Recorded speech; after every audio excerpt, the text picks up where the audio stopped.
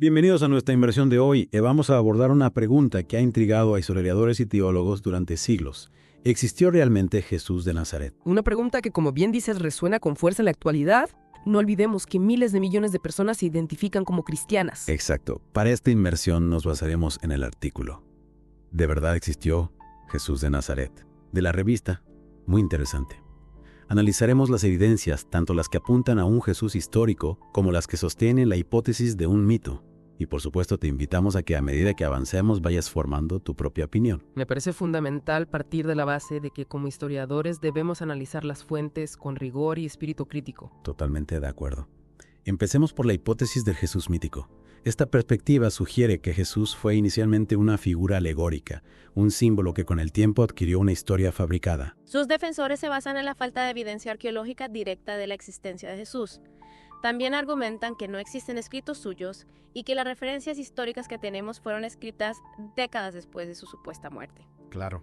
Y también mencionan las contradicciones en los evangelios. Por ejemplo, Mateo y Lucas sitúan el nacimiento de Jesús en Belén, mientras que Marcos y Juan no mencionan su lugar de nacimiento. ¿Cómo interpretamos estas discrepancias? Es importante recordar que los evangelios fueron escritos por personas que no fueron testigos presenciales de los acontecimientos. Su objetivo principal no era registrar la historia de Jesús de forma objetiva, sino transmitir un mensaje teológico. Las contradicciones pueden explicarse, en parte, por la tradición oral que precedió a la escritura de los evangelios, así como por la intención de cada evangelista de enfatizar aspectos concretos de la figura de Jesús. Entiendo. Entonces, aunque existan contradicciones, no necesariamente implican que Jesús no existiera. Exactamente. La crítica textual y el análisis histórico nos permiten discernir entre las capas de interpretación teológica y los posibles hechos históricos. Pasemos ahora a la hipótesis del Jesús histórico. ¿Cuáles son los argumentos principales que la sustentan? Bueno, en primer lugar hay que tener en cuenta el criterio de atestación múltiple.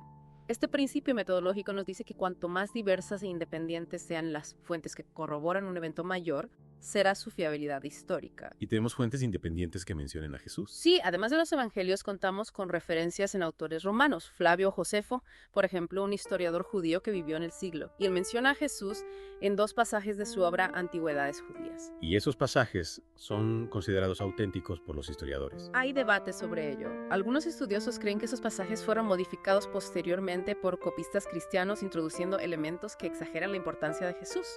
Sin embargo, incluso eliminando las posibles interpolaciones queda un núcleo de información que parece genuino y que corrobora la existencia de un predicador judío llamado Jesús.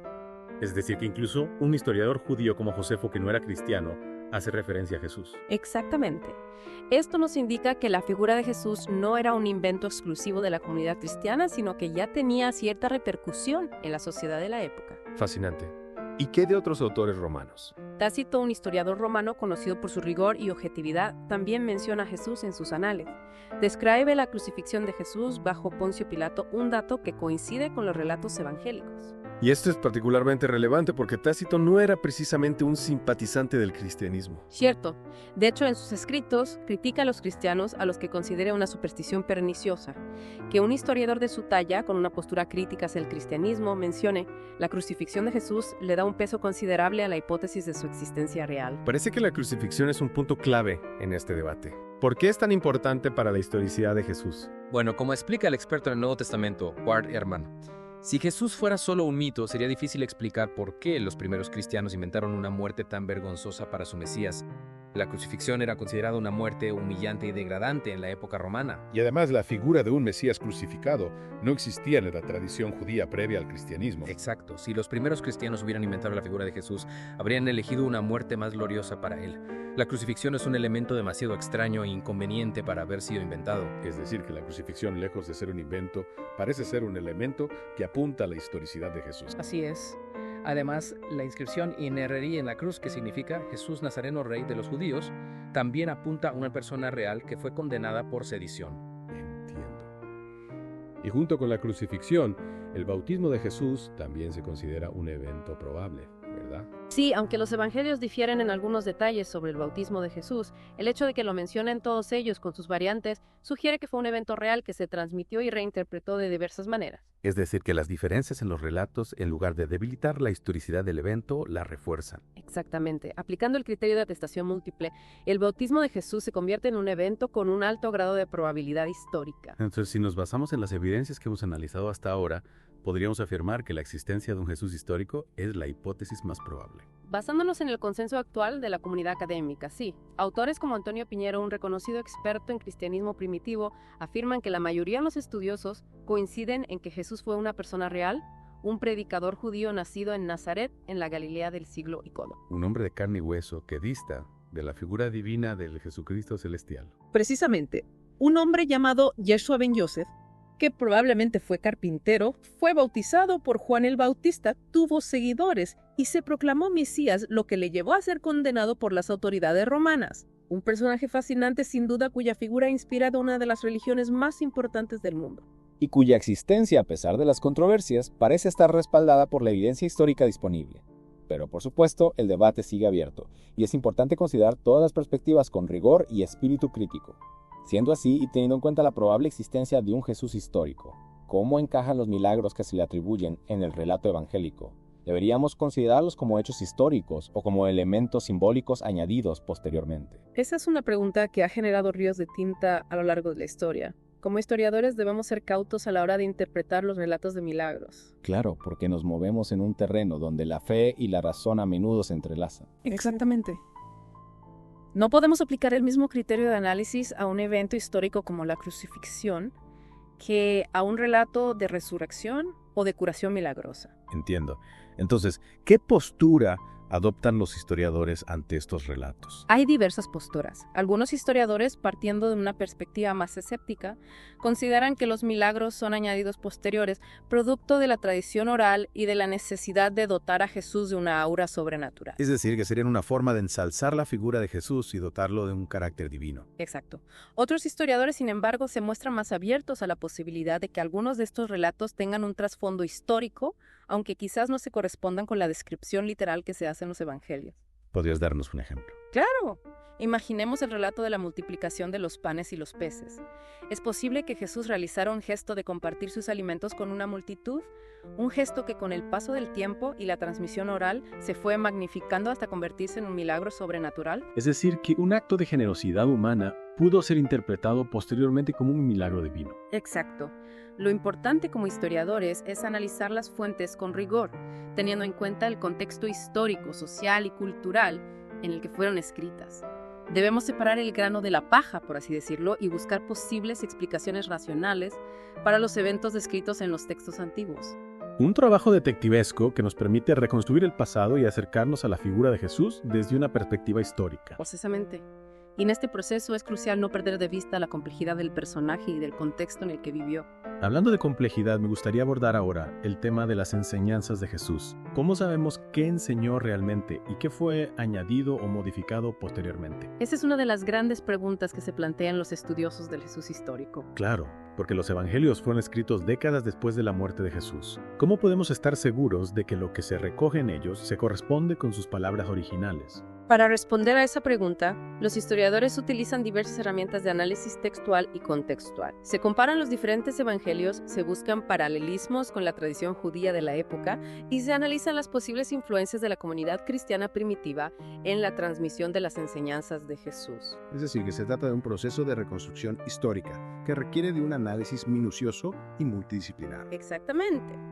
No hay una respuesta fácil ni definitiva a la pregunta de cuáles fueron las enseñanzas originales de Jesús. Pero, ¿hay algún punto en común entre los diferentes evangelios en cuanto a las enseñanzas de Jesús? Sí, a pesar de las diferencias en la forma y el enfoque de cada evangelio, hay algunos temas recurrentes que podemos considerar como probables enseñanzas de Jesús. ¿Podría mencionar algunos? Por supuesto. El amor al prójimo, la importancia de la justicia y la compasión, la crítica a la hipocresía religiosa y el anuncio del reino de Dios son temas que aparecen de forma recurrente en los evangelios. Son temas que sin duda han tenido un impacto profundo en la historia del pensamiento y la ética occidentales. Sin duda, las enseñanzas de Jesús, independientemente de su interpretación religiosa, han inspirado movimientos sociales, reformas políticas y reflexiones filosóficas a lo largo de la historia. Y es que más allá de las creencias personales, El estudio de la figura de Jesús nos permite comprender mejor no solo el origen del cristianismo, sino también la historia, la cultura y la sociedad de la época. Totalmente de acuerdo. El estudio del Jesús histórico nos abre una ventana a un periodo fascinante de la historia, un periodo de grandes cambios sociales, políticos y religiosos. Un periodo que sigue resonando en la actualidad y que nos interpela como individuos y como sociedad. Efectivamente. La figura de Jesús, con su mensaje de amor, justicia y compasión, sigue siendo fuente de inspiración y debate en el siglo XXI. Y es que, como hemos visto, el debate sobre su existencia real y la interpretación de sus enseñanzas continúan siendo temas de gran interés para historiadores teólogos y en general para cualquier persona que se interese por la historia y la cultura. Sin duda, el estudio del Jesús histórico es una aventura intelectual apasionante que nos invita a reflexionar sobre el pasado, el presente y el futuro.